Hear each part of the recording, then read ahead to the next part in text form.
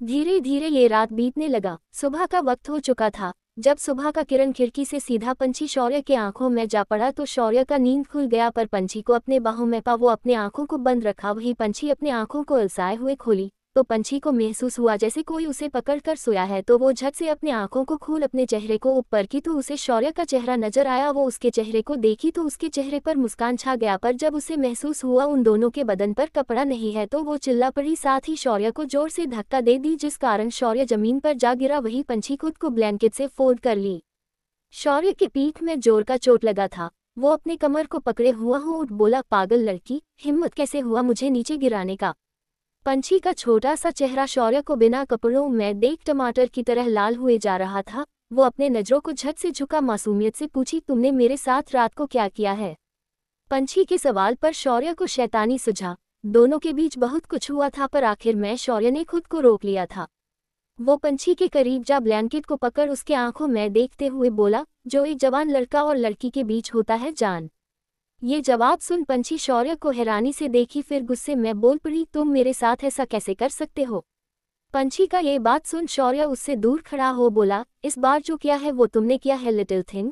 मैं तो तुम्हें रोकने का कोशिश करते हुए खुद से दूर किए जा रहा था, पर तुम मुझे खुद से दूर जाने ही नहीं दे रही थी। शौर्य की बातों को सुन पंछी कल रात जो कुछ भी हुआ उसे याद करने लगी। तभी उसे एक एक सीन धीरे धीरे कर याद आने लगा। वो शर्म से पानी पानी हो रजाई को अपने मुंह के अंदर डाल दांतों के बीच फंसा कर रोने वाला मुंह बना ली। वही शौर्य उसके हरकतों को देखते हुए मुस्कुराता हुआ बाथरूम जाते हुए अपने मन में ही बोला, बेवकूफ लड़की, अगर कुछ होता तो ये उठ भी नहीं पाती आज। खुद में इतना कह वो मुस्कुराते हुए बाथरूम चला गया। वही पंछी रजाई को सिर तक ढक अंदर घुस गई। वही दूसरी तरफ प्रीता बहुत पहले ही जाग चुकी थी, पर उसने ऐना को सोने दिया। वैसे भी आज संडे था, कॉलेज जाना नहीं था, इसलिए वो ऐना के जागने का इंतजार कर रही थी। तभी उसने देखा पंछी यहाँ नहीं है तो उसे देखने वो बिस्तर से नीचे उतरने ही वाली थी। तभी ऐना भी अपने सिर को पकड़े उठी और चिल्लाते हुए बोली, मेरा सिर फटा जा रहा है। इतना कह वो चीख चीख कर रोने लगी। उसके रोने का आवाज सुन प्रीता रुक गई। वही आर्यन भी उस कमरे से पार होता हुआ जा रहा था। ऐना का रोने का आवाज सुन दरवाजा खोल दिया। प्रीता उसकी तरफ देखी। वही आर्यन ऐना की तरफ देख बोला, मिस ऐना, अब स्टी ड्रिंक करोगी तो सिर दर्द होगा ही। अपने सामने उसी चार्मिंग लड़के को देख एक पल के लिए ऐना उसे देखते ही रह गई, फिर उसके बातों को रिपीट करते हुए झट से बोली, मैंने ड्रिंक किया, पर कब।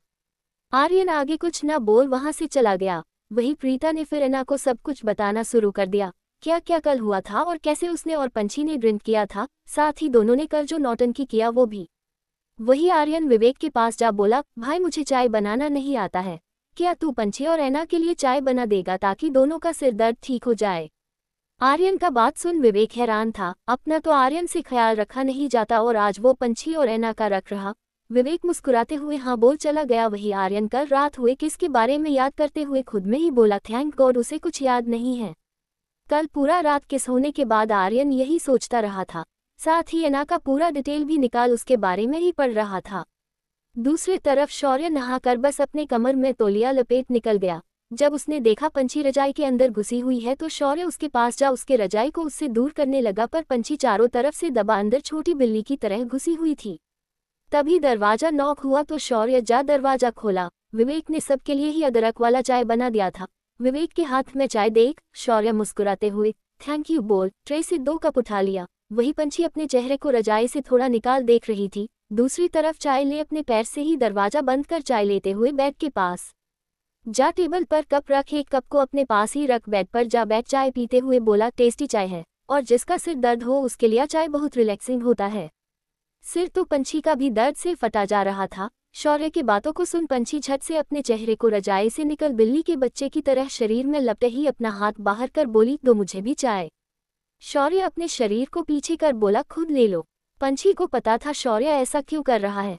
वो उसे कठोरता से देखी। वही शौर्य के होंठों पर उसका कठोर भाव देखने के बाद भी मुस्कान छाया हुआ था। वो इरिटेट हो कंबल को ढके ही किसी तरह अपने हाथ को टेबल के पास ले जाने लगी। तभी उसके शरीर से कंबल थोड़ा हट चुका था। उसके शरीर से कंबल जैसे ही थोड़ा हटा शौर्य का नजर उसमें ही टिक गया। वही पंछी चाय ले अपने जगह पर अच्छे से बैठ शौर्य को अपने तरफ ऐसे देखता पाई तो अपने आप को अच्छे से ढक खुद में ही बोली, बेशर्म इंसान। पर शौर्य ने सुन लिया था। वो अपने चाय के सिप को पीते हुए बोला, और तुम क्या हो लिटिल थिंग, रात को तो तुम अपना पूरा बेशर्मी का हद क्रॉस कर दी थी। शौर्य की बातों को सुन पंछी का पूरा चेहरा लाल हो गया तो वो शांति से अपना चाय पीने लगी। अब उसे थोड़ा अच्छा लग रहा था। वही विवेक एना प्रीता को भी चाय दे दिया था। चाय पीते हुए एना प्रीता से पूछे जा रही थी, मैंने कोई हरकत तो नहीं किया ना? ऐना के इस सवाल पर प्रीता ने उसके हरकत के बारे में बताया जो उसने आर्यन के साथ किया था कल रात। प्रीता के बातों को सुन ऐना का चेहरा रोंदू वाला बनता जा रहा था।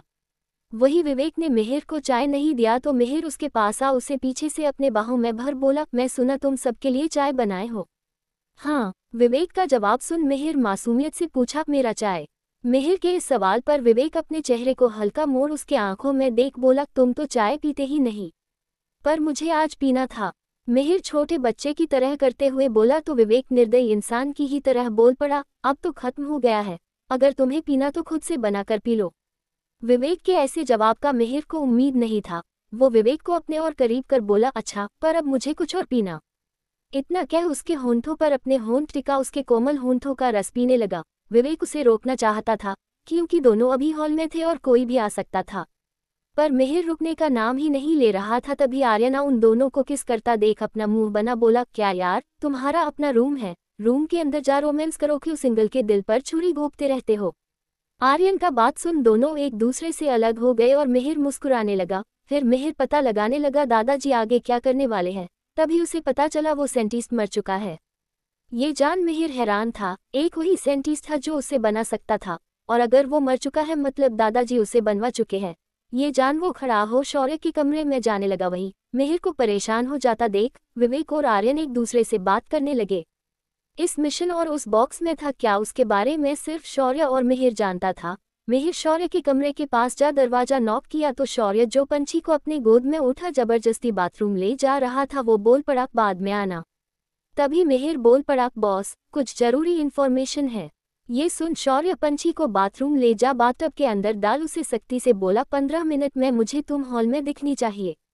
इतना कह शौर्य चला गया।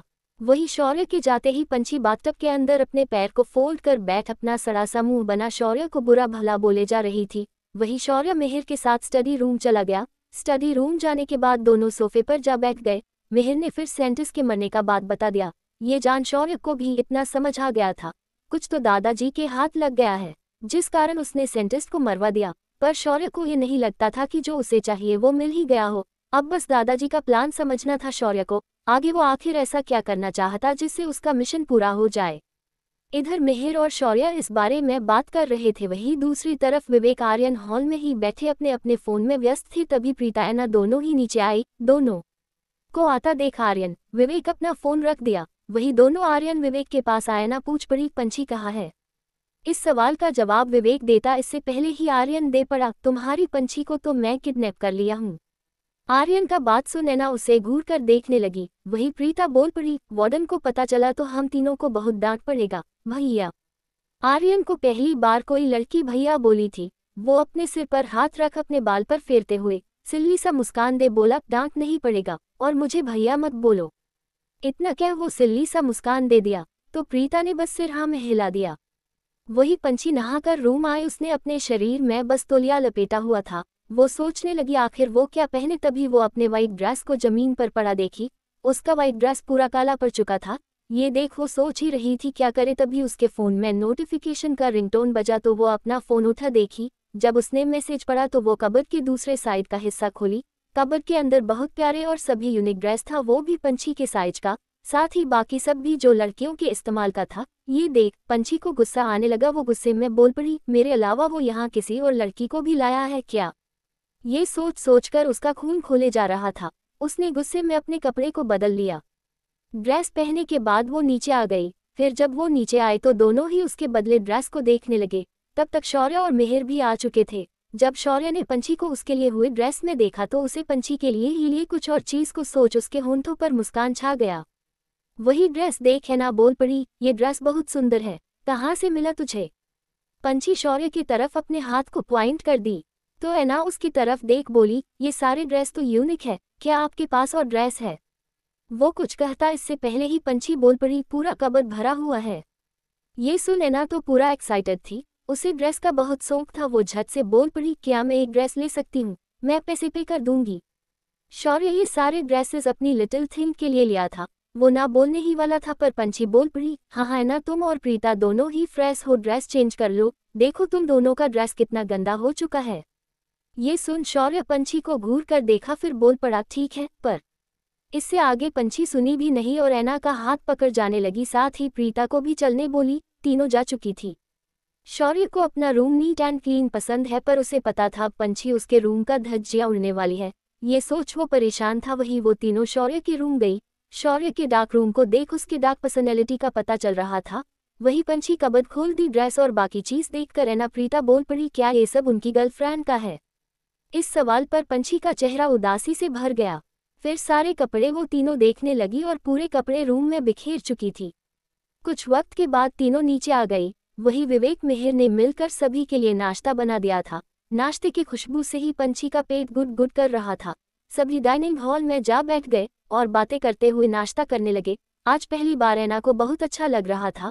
वो आज तक अकेले ही अपने घर पर नाश्ता की थी, पर यहाँ उसे फैमिली का एहसास हो रहा था। वही दूसरी तरफ एलेक्स हॉस्पिटल में ईशानी को ढूंढ रहा था, पर ईशानी उसे कहीं मिल ही नहीं रही थी। तभी उसका नज़र हॉस्पिटल कैफे पर गया। ईशानी छोटे बच्चे से बातें करते हुए मुस्कुराते जा रही थी, साथ ही अपने हाथ से उसे खाना भी खिला रही थी। उसे देख एलेक्स के होंठों पर मुस्कान छा गया। वो भी कैफे जा उसके पास बैठ गया। जब ईशानी ने एलेक्स को देखा तो वो चम्मच नीचे रख बोली, अब आप खुद से खा लो। इतना कह खड़ी हो जाने वाली थी, पर एलेक्स उसके हाथ को पकड़ बोला, आधा काम कर जाना अच्छा नहीं होता। ईशानी, बच्चे को पूरा खाना खिला कर जाओ। इतना कह एलेक्स हाथ छोड़ दिया। वही बच्चा भी बोल पड़ा, मुझे आपके हाथ से ही पूरा खाना है। ये सुन आखिर में ईशानी फिर बैठ बच्चे को खिलने लगी, पर एलेक्स के सामने होने से उसे बहुत अजीब लग रहा था। बच्चे को खिलाने के बाद ईशानी उठ जाने लगी तो एलेक्स भी उठ उसके साथ जाते हुए बोला, मुझे तुमसे कुछ बात करना है। ये सुन ईशानी कोई जवाब न दे बस चली जा रही थी। जब से ईशानी अपने दिल का बात बताई थी तभी से ही ईशानी उसे इग्नोर कर रही थी और ईशानी का इग्नोरेंस एलेक्स से बर्दाश्त नहीं हो रहा था। ईशानी के ऐसा करने से एलेक्स उसका हाथ पकड़ अपने साथ ऐसे जगह ले गया जहां कोई जल्दी आता जाता नहीं था। एलेक्स के ऐसे उसे अपने साथ ले जाने से ईशानी अपना हाथ छुड़ाने का कोशिश कर रही थी, पर एलेक्स उसके हाथ को मजबूती से पकड़ रखा था। वही एलेक्स उसके हाथ को मजबूती से ही पकड़े अपने साथ शांत जगह ला उसे दीवार से टिका उसके आंखों में देख बोला, मुझे इग्नोर मत करो। ये सुन ईशानी उसके आंखों में देख पूछी, पर क्यों का ही जवाब तो एलेक्स को पता नहीं था। वो उसके सवाल को सुन उसके हाथ को छोड़ दिया। एलेक्स के ऐसा करने से ईशानी बोल पड़ी, जब आपको क्यों का जवाब ही नहीं पता तो मेरे करीब आ, ऐसा कुछ बोलने का जरूरत नहीं है, और हाँ ऐसा हरकत करने का भी दोबारा जरूरत नहीं है। इतना कह ईशानी गुस्से में जाने ही वाली थी, पर उसके बाजू को पकड़ दीवार से ही टिका। सडनली ईशानी के कोमल होंठों पर अपने होंठ टिका उसे प्यार से चूमने लगा। एलेक्स के ऐसा करने से ईशानी दंग रह गई थी। वो पूरी ब्लैंक पड़ चुकी थी। वही एलेक्स उसके होंठों को कुछ देर तक चूमने लगा। दूसरी तरफ किसी ने किस करते हुए दोनों का तस्वीर ले लिया, पर इस बात का दोनों को कोई एहसास ही नहीं था। किस करने के बाद उससे दूर हो एलेक्स ईशानी की आंखों में देख बोला, मिल गया जवाब। ये सवाल सुन ईशानी ने अपने सिर को ना में हिला दिया तो एलेक्स उसके चेहरे पर अपने हाथ को रख बोला, तो क्या चाहती एक बार फिर किस करूं? ये सुन ईशानी का चेहरा लाल हो चुका था, पर वो अपने धीमे आवाज में बोली, मुझे सुनना है। ये सुन एलेक्स अपने होंठों को उसके गर्दन पर रख उसे चूमते हुए कान के पास जा अपने सेडिक्टिव आवाज में बोला, आई लव यू। ये सुन ईशानी के होंठों पर मुस्कान छा गया था। वही दूसरी तरफ सभी का नाश्ता हो गया था। प्रीता फिर खड़ी हो बोली, अब चले। ऐना का यहाँ से जाने का मन बिल्कुल नहीं था। वही पंछी शौर्य से कुछ क्वेश्चंस करना चाहती थी, तो पंछी बोल पड़ी, 2 मिनट। इतना कह वो खड़ी हो शौर्य की तरफ देख बोली, मुझे कुछ पूछना है, मेरे साथ चलो। पंछी उसे ऐसे ऑर्डर दे रही थी जैसे वो उसका बॉयफ्रेंड हो। प्रीता ऐना दोनों उन दोनों की तरफ देखी, फिर एक दूसरे को देखी। वही शौर्य पंछी के साथ अपने स्टडी रूम में जाने लगा। दोनों को जाता देख ऐना वहां मौजूद सभी से अपने धीमे आवाज में ही पूछ पड़ी, क्या दोनों रिलेशन में हैं? पर इतना कह आगे कहती इससे पहले ही प्रीता उसका हाथ पकड़ ली तो ऐना शांत हो गई। वही आर्यन उसके सवाल को पूरा ना होने के बावजूद कह पड़ा, भाई का चॉइस यूनिक है, अब तुम दोनों खुद ही समझ जाओ। शौर्य का पसंद यूनिक है और उसकी लिटिल थिंग पूरी यूनिक पीस है। आर्यन की बातों को सुन प्रीता ऐना उसकी तरफ देखी। वही आर्यन, विवेक, मिहिर तीनों के होंठों पर सिर्फ मुस्कान टिका हुआ था। दूसरी तरफ स्टडी रूम के अंदर जाने के बाद शौर्य पंछी की तरफ देखा। वही पंछी अपने सिर को झुकाए अपने हाथ के उंगलियों से नर्वस हो खेल रही थी। उसके हरकत को देख शौर्य पूछ पड़ा, क्या हुआ? क्या पूछना था तुम्हें? पंछी कुछ ना कह बस खड़ी थी, तभी शौर्य फिर बोल पड़ा, पूछो भी अब। ये सुन नर्वस होते हुए ही पूछी, आखिर मैं पूछ पड़ी, तुम्हारी गर्लफ्रेंड बन गई है क्या? ये सुन शौर्य उसके हाथ को पकड़ अपने करीब कर बोला, क्यों नहीं होनी चाहिए थी क्या? शौर्य की बातों को सुन पंछी का छोटा चेहरा उदासी से भर चुका था। तभी शौर्य उसके चेहरे पर अपने हाथ को फेर बोला, क्या मैं तुम्हें प्लेबॉय लगता हूँ? बुरा हूँ पर प्लेबॉय नहीं, मुझे सिर्फ तुम चाहिए। शौर्य की बातों को सुन पंछी अपने नजरों को ऊपर उठा, उसके नजरों को देखते हुए बोली, तो क्यों गए थे मुझे छोड़कर? इसका जवाब शौर्य पंछी को नहीं देना चाहता था। वो पंछी को अपने गोद में उठा लिया तो पंछी उसे कठोरता से देख बोली, क्या कर रहे हो तुम? तभी शौर्य उसे सामने के सोफे पर जा रख उसके ऊपर जा बोला, 2 साल क्यों दूर रहा ये पूछना बंद कर, इसका जवाब दो, तुमने मुझे मिस किया कि नहीं? पंछी मिस तो बहुत की थी पर शौर्य को बता नहीं सकती थी। उसने कुछ नहीं कहा तो शौर्य बोल पड़ा, जवाब दो लिटिल थिंग, नहीं तो क्या करोगे? पंछी अपने स्वीट से आवाज में बहुत सेडक्टिव तरीके से बोली। आज पहली बार शौर्य को पंछी बड़ी लगने लगी थी। वो उसके होंठों के करीब जा बोला, कल रात तुम मुझे खाना चाहती थी, आज मैं तुम्हें खा जाऊंगा। शौर्य अपने सेडक्टिव धीमे आवाज में बोल अपने होंठों पंछी के नर्म होंठों में जा टिका दिया और उसे प्यार से चूमने लगा। तभी पंछी उसे रोक उसके आंखों में देख पूछी, वो कपड़े किसके हैं? पंछी वो कपड़ों की वजह से ये सारे सवाल कर रही है। ये जान पंछी से दूर हो वो जोर जोर से हंसने लगा। शौर्य को ऐसे हंसते देख वो भी उठ उसके तरफ कठोरता से घुरी तो उसके कठोर नजरों को देख शौर्य हंसना बंद कर बोला, लिटिल थिंग, वो सब ड्रेस तुम्हारे लिए लिया था और वो सेक्सी। इससे आगे वो कुछ कहता इससे पहले पंछी अपने हाथ को उसके होंठों पर रख दी तो शौर्य मुस्कुराते हुए उसके हाथ को अपने होंठ से हटा पूछा, तुमने पहना है? पंछी ने झट से ना मैं सिर हिला दिया तो शौर्य बोल पड़ा, ऐसा तो हो नहीं सकता है। इतना कह अपने हाथ को उसके तरफ बढ़ाया तो पंछी अपने दोनों हाथ को अपने सीने पर रख बोली, कितने बेशर्म हो तुम। ये सुन शौर्य बोल पड़ी, और जो तुमने रात को अपना बेशर्मी पार किया सो। शौर्य की बातों को सुन पंछी लाल हुए जा रही थी। उसके लाल होते चेहरे को देख मुस्कुराते हुए शौर्य बोला, ठीक है मैं नहीं देखूंगा पर इसके बदले तुम्हें मेरे साथ आज बाहर चलना होगा। ये सुन पंछी एक्साइटेड हो पूछी, सबके साथ? पंछी के बातों को सुन शौर्य कठोरता से बोला, सिर्फ मैं और तुम। शौर्य के इस बात पर पंछी का चेहरा उदासी से भर गया। पंछी के उदास चेहरे को देख शौर्य बोल पड़ा, ठीक है सब। ये सुन पंछी बहुत खुश हो गई। वो सोफे से उतरने को थी पर उसके हाथ पकड़ अपने करीब कर बोला, सब चलेगी पर मैं तुम्हें एक बार फिर से महसूस करना चाहता हूँ। शौर्य की बातों को सुन पंछी उसे अपने फटे आंखों से देखने लगी। तभी शौर्य अपने होंठों को उसके गर्दन पर रख उसके गर्दन को चूमने लगा और अपने हाथ को उसके शरीर में फेरने लगा तो पंछी बोल पड़ी, सब छोड़ चले जाते हैं पंछी को, तुम भी मेरे करीब आ, मुझे छोड़ गए तो। ये सुन उसे किस करना बंद कर शौर्य उसे अपने बाहों में भर बोला, तुम्हारे करीब तभी आऊंगा जब तुम्हें भरोसा होगा कि मैं तुम्हें कभी छोड़कर नहीं जा सकता हूँ। इतना कह शौर्य अपनी लिटिल थिंग को अपने बाहों में और कसके पकड़ने लगा। वहीं दूसरी तरफ कोलकाता में बड़े से कमरे के अंदर राजनाथ गोयनका गद्देदार चेयर पर बैठा। उस बॉक्स को खोल, उससे इंजेक्शन में लिक्विड भर क्रूर मुस्कान के साथ बोला, शौर्य तुम्हें सबसे दूर कर दूंगा, तुम्हारे खुद के वजूद से भी। इतना कह वो इंजेक्शन राजनाथ छोटे से कुत्ते के बच्चे पर लगा दिया। वहीं दूसरी तरफ पंछी शौर्य दोनों हॉल में आ गए। तभी पंछी बोल पड़ी, हम लोग सब पार्क घूमने चले। ये सुन ऐना को कोई प्रॉब्लम नहीं था पर प्रीता को हॉस्टल जाने का जल्दी था। वही आर्यन बोल पड़ा, पार्क बच्चे जाते हैं लिटिल डेविल। ये सुन अपना मुंह बना पंछी बोली, तुम भी बच्चे ही हो। दोनों के बीच लड़ाई का सिलसिला हमेशा बना ही रहता। वही विवेक को पार्क जाने से कोई प्रॉब्लम नहीं था और जहां विवेक है वहां जाने में मिहिर को कोई प्रॉब्लम नहीं है।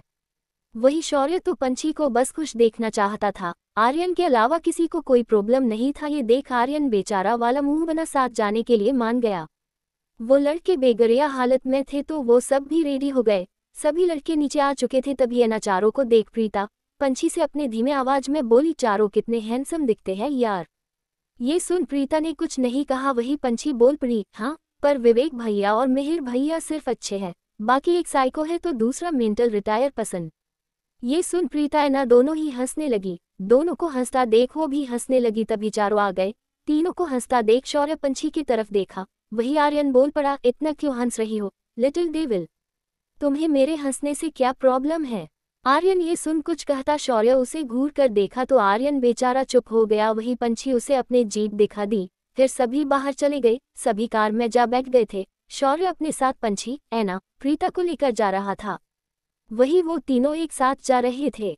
पंछी शौर्य के बगल वाले सीट में बैठी थी। पंछी गाना बजाना चाहती थी, पर वो ना बजा, बस उसकी तरफ देखे जा रही थी। तभी शौर्य को वो दिन याद आ गया जब शौर्य उसे स्कूल रुकने का कह उसे एक्स्ट्रा क्लासेस देने के बाद उसे अपने कार से घर ड्रॉप कर रहा था। तभी पंछी को शांति नहीं पसंद ये जान शौर्य बोला था। आज भी शौर्य पंछी की तरफ देख मुस्कुराते हुए बोला, सॉन्ग सुनना चाहती हो?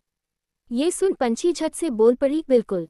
पंछी का वही जवाब सुन शौर्य के होंठों का मुस्कान बढ़ गया। शौर्य ने फिर सॉन्ग स्टार्ट कर दिया। गाना जैसे ही बजा पंछी के चेहरे पर मुस्कान छा गया, साथ ही उसे भी वो दिन याद आ गया। आज भी वही गाना बज रहा था। हमें तुमसे प्यार कितना, ये हम नहीं जानते, मगर जी नहीं सकते तुम्हारे बिना, हमें तुमसे प्यार। गाना सुनते हुए शौर्य पंछी एक दूसरे को बार बार देखने लगे। तभी पंछी गाना बदलने वाली थी, पर शौर्य उसका हाथ पकड़ उसे गाना बदलने से रोक बोला, किसी ने कहा है ये गाना बहुत अच्छा है। इतना कह शौर्य उसका हाथ छोड़ दिया। वही प्रीता, ऐना दोनों के बीच का केमिस्ट्री समझने का कोशिश कर रही थी। सुना गम जुदाई का, उठाते हैं लोग, जाने जिंदगी कैसे बिताते हैं लोग, दिन भी यहाँ तो लगे बरस के समान, हमें इंतजार कितना, ये हम नहीं जानते, मगर जी नहीं सकते तुम्हारे बिना, हमें तुमसे प्यार। गाने के साथ ही सफर पार होने लगा और कुछ ही वक्त में सभी वाटर पार्क पहुंच गए थे। सभी कार से बाहर निकल गए। फिर मिहिर ने जाकर सभी के लिए टिकट ले लिया। फिर सभी वाटर पार्क के अंदर जा सबसे पहले अपना कॉस्ट्यूम चेंज किए। कॉस्ट्यूम चेंज करने के बाद सभी पानी में चले गए थे। पंछी वाटर पार्क पहली बार आई थी, वो स्लाइड में जाने लगी। तभी शौर्य उसके हाथ को पकड़ अपने करीब कर बोला, बहुत लोग हैं यहाँ, मेरे साथ रहो। इतना कह उसे छोड़ दिया। वही ऐना उसके पास जा धीरे से बोलो, सच सच बता ये है कौन? पंछी मोड़ मुस्कुराते हुए बोली, मेरे अंकल। शौर्य ये सुन चुका था, वो उसे घूर कर देखा। वही ऐना हैरानी से बोली, यार ये तो इतने यंग है, साथ ही हैंडसम भी, अंकल तो नहीं लगते हैं। मेरी मम्मा डैड भी तो कितने यंग दिखते, पर वो दोनों मेरे मॉम डैड हैं ना। पंछी के इस बात में पॉइंट था। ये सुनने के बाद सभी अपना अपना मस्ती करने लगे। तभी शौर्य सबको बिजी देख उसके हाथ को पकड़ उसे पानी के पीछे साइड ले गया जहां कोई नहीं जाता था। पानी का गहराई ज्यादा होने की वजह से पंछी का भी हाइट बित्ती सा था, उसके ऊपर तक भी पानी आ गया। तो पंछी बोल पड़ी, क्या कर रहे हो, मेरा हाथ छोड़ो। शौर्य पथरी जगह पर उसे ले जा उसके कमर पर अपने हाथ डाल उसे थोड़ा ऊपर कर बोला, मैं तुम्हें अंकल का एज का दिखता हूँ? हाँ। पंछी का जवाब सुन शौर्य अपने हाथ को उसके गीले टी शर्ट के अंदर ले जाते हुए उसे अपने शैतानी से भरे नजर से देखा। तो पंछी घबराते हुए बोली, क्या कर रहे हो, कोई देख लेगा, देखने दो। शौर्य का बात सुन पंछी बोल पड़ी, तुम अंकल नहीं हो। ये सुनते ही उसने आगे कुछ ना कर अंदर ही अपने हाथ को रखे हुए पूछा, तो क्या हूं मैं? इस सवाल का जवाब पंछी क्या दे, वो अपने नजरों को इधर उधर करने लगी। वही सब यही थे। पंछी को छोड़ तो प्रीता उसे ढूंढने लगी। ऐना तो अपने आप में ही खोए रह मस्ती करने वाली लड़की थी, पर प्रीता का नेचर था जो उसके अपने होते उसका पूरा ख्याल रखती है। वो उसे ढूंढते हुए पीछे तरफ जाने लगी। वही पंछी को जवाब ना देता सुन शौर्य उसके होंठों के करीब जा बोला, अपने सिल्ली बातों के लिए इस मुंह को तो फटाक से खोल देती हो, अब क्या हुआ? बोलते वक्त शौर्य की सांसें उसके होंठों पर पड़ रहे थे, जिस कारण उसकी आंखें बंद हो गई और उसके हाथ शौर्य के कंधे पर आ मजबूत हो गए थे। पंछी की हरकतें देख शौर्य भी बिना जवाब जाने उसके कोमल होंठों पर अपने होंठ रख उसे चूमने लगा। वही प्रीता ने उन दोनों को किस करते हुए देख लिया था, पर वो आगे कुछ ना देख शांति से वहां से चली गई। जब ऐना उसे देखी तो वो प्रीता के चेहरे को देख पूछी, क्या हुआ प्रीता? कुछ नहीं। ये सुन ऐना चारों तरफ देखते हुए पूछी, पंछी कहाँ है? शौर्य भी नहीं था। तभी ऐना खुद ही बोल पड़ी, पंछी और पंछी के हैंडसम अंकल दोनों ही गायब है। इतना कह वो फिर अपना एंजॉय करने लगी। वही प्रीता बार बार उन दोनों का किसी याद कर रही थी। वही ऐना आर्यन दोनों का ही पीठ टकरा गया तो ऐना आर्यन दोनों ही मुड़ एक दूसरे को देखे तो आर्यन बोल पड़ा, एक मौका नहीं छोड़ती हो अपने तरफ अट्रैक्ट करने का। ये कह वो मुस्कुराने लगा। वही ऐना चिढ़ते हुए बोली, सॉरी अंकल, मुझे बुद्धों को अट्रैक्ट करने का कोई शौक नहीं। ऐना का बात सुन अपने मुंह को चिढ़ते हुए बना आर्यन बोला, क्या कहा अंकल, मैं सिर्फ 25 ईयर्स का हूँ अभी।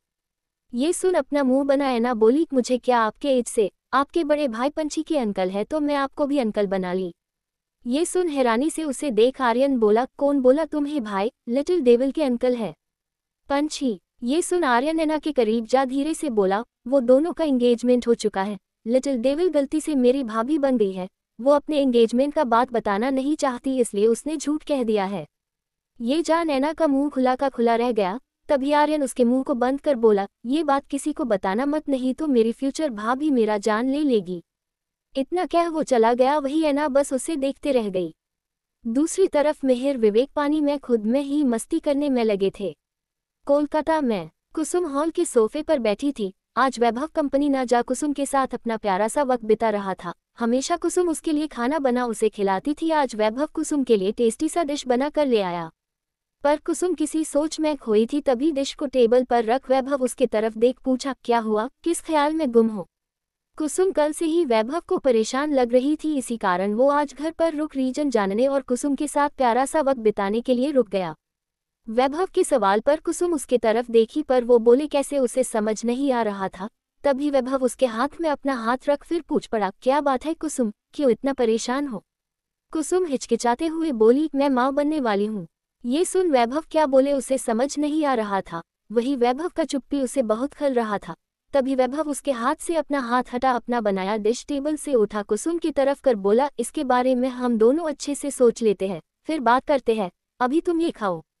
कुसुम डिश ले खाने लगी। हॉल में पूरा शांति छाया हुआ था। तभी चिढ़ते हुए कुसुम अपने बाउल को टेबल पर रख बोली, अभी बात करना मुझे। ये सुन वैभव उसकी तरफ देख पूछा, तुम क्या चाहती हो? कुसुम अपने नजरों को झुका पूछी, क्या तुम्हें ये बच्चा चाहिए? वैभव उसके चेहरे पर अपने हाथ को रख प्यार से फेरा। तभी कुसुम अपने नजरों को उठा वैभव की नजरों से मिलाई। कुसुम के आंखों को देखते हुए ही वैभव बोला, हम दोनों ने पहले ही डिसाइड किया था, पर ये सिचुएशन आ गया। मैं कभी इस सिचुएशन के लिए रेडी ही नहीं हुआ, तो मुझे नहीं पता मैं क्या बोलूं। इतना कह वो अपने हाथ को नीचे कर दिया। तभी कुसुम बोल पड़ी, हाँ हम दोनों ने डिसाइड किया था, पर ये सिचुएशन तो आ गया ना, और अब आ गया है तो। इतना कह कुसुम चुप हो गई। उसे चुप होता देख वैभव पूछ पड़ा, तो क्या? अपने हाथ से बच्चों की तरह खेलते हुए कुसुम बोली, तो मैं अब बच्चा चाहती हूँ। कुसुम के बातों को सुन वैभव क्या बोले उसे समझ नहीं आ रहा था। वैभव को चुप देख कुसुम उसके हाथ को पकड़ उदासी से पूछी, तुम बच्चा नहीं चाहते हो क्या? ये सवाल सुन वैभव उसकी तरफ देख बोला, जान ऐसा बात नहीं है, पर एक बार इस बारे में तुम्हें पंछी से भी डिस्कस कर लेना चाहिए। कुसुम वैभव के बात पर एग्री करती थी। वो बोल पड़ी, कुछ दिनों में पंछी का बर्थडे है, उसके बर्थडे के लिए हम लोग जब उसके पास जाएंगे तभी उससे बात कर ले। ये ठीक है, वो क्या सोचती उसे देख समझ भी आ जाएगा। कुसुम फिर वैभव के बाहों में समा बोली, थैंक यू पंछी को अपनी ही बेटी मानने के लिए। ये सुन वैभव उसके माथे पर अपना हाथ रख बोला, मानता नहीं हूँ, वो मेरी ही बेटी है। ये सुन कुसुम के होंठों का मुस्कान और भी बड़ा हो गया। धीरे धीरे वक्त बीतने लगा। शाम का वक्त हो गया था। मुंबई के वाटर पार्क से सब बाहर जा बड़े से रेस्टोरेंट में खाना खाने चले गए थे। खाना खाने के बाद शौर्य उन तीनों को हॉस्टल गेट बंद होने से पहले ही छोड़ अपने मेंशन जाने के लिए निकल गया। तभी उसका फोन बजा। उसने कार चलाते हुए ही अपना फोन उठा, देखा वैभव का कॉल आता देख शौर्य अपने कान में ब्लूटूथ लगा कॉल उठा, बोला खेलो। शौर्य का आवाज सुन वैभव पूछ पड़ा, खेलो पंछी को हॉस्टल छोड़ दिए? ये सवाल सुन शौर्य जवाब दे दिया, हाँ।